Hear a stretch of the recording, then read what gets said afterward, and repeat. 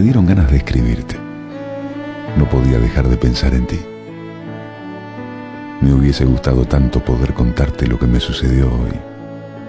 Sé que me hubieses prestado toda tu atención y me hubieses dado un buen consejo. Es verdad que a veces no nos poníamos de acuerdo y no nos entendíamos, pero yo sabía que en los momentos en que te necesitaba, podía incondicionalmente contar contigo. Me gustaría que vieras a lo que he llegado. Me haría feliz saber que quizás he podido cumplir algunos de los sueños que tú tenías para mí. Y tenerte en mi casa. Y poder cuidarte como tú siempre me cuidaste en la tuya. Y compartir una mesa. Y sentir ese aroma que tenían todas tus cosas. Lo que daría por poder sentarme a tu lado, tomarte de la mano y volverte a escuchar.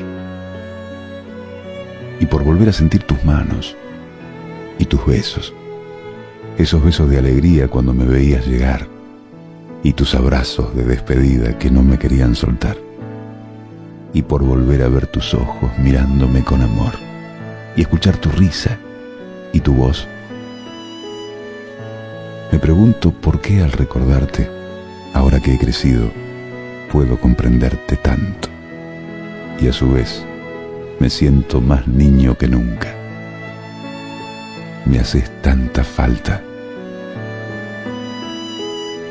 No podía dejar de pensar en ti, pero mientras te escribía esta carta que sé que jamás enviaré, mientras buscaba las palabras, pude gozar de tu compañía invisible y sentir en mi corazón que más allá de los latidos, más allá de los años y los días, y más allá de la vida,